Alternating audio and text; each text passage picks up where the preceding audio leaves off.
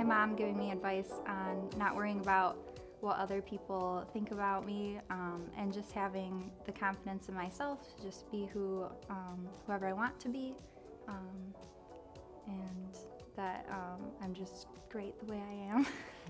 That's right. The advice that I remember my mom giving me is to always be myself. So I come to my mom for many things all the time, and usually her response is something about just being myself, be true to myself, and be confident in who I am.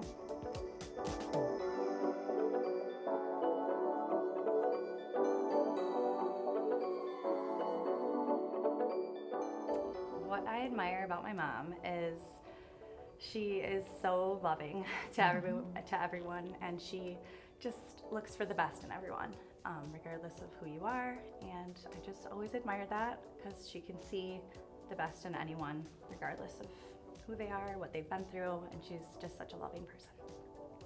Yeah, I agree with that. That was similar to what I was thinking, but I also definitely admire my mom's sense of humor, and just the positivity that she has. She can walk into a room and bring joy, and that comes from just her care for people and wanting to kind of spread kindness and joy.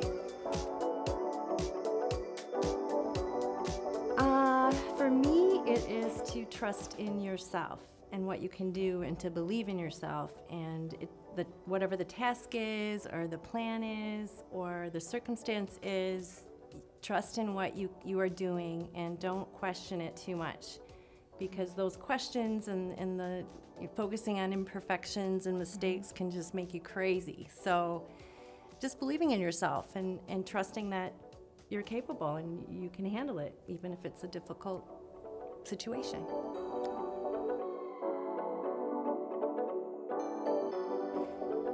My wish for them is that time would slow down for them. I think I look back, young mom and newlywed, and I think how quickly time has flown by, and that really my wish for you is to be present in the moment, no matter what you're doing, whether fun or laying around or a really hard circumstance. You just have to walk through it all and just be present and experience it, and maybe that'll slow down time a bit for you.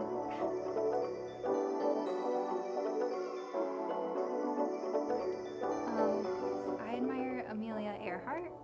She was one of the first women pilots, and just accomplished many firsts for women in that career path.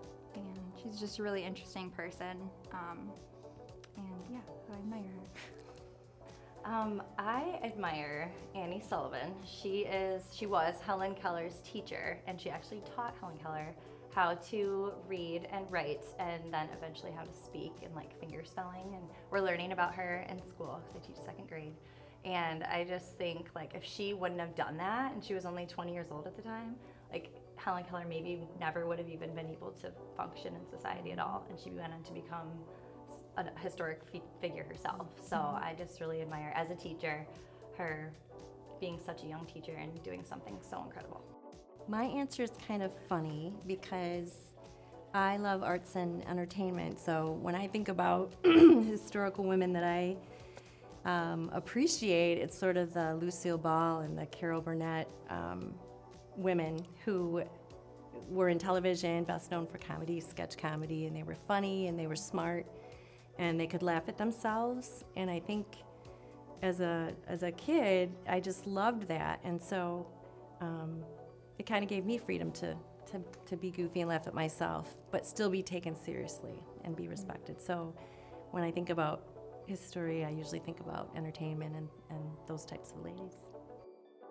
I would like to say that both of my daughters are teachers, and they are so gifted and so patient and so passionate about educating young kids. And to me, it's so important. My mother was an educator, and when I see the passion in them and I see them patiently walking through, I think, wow, my mom would just be over the moon proud. Actually, she is over the moon proud of them.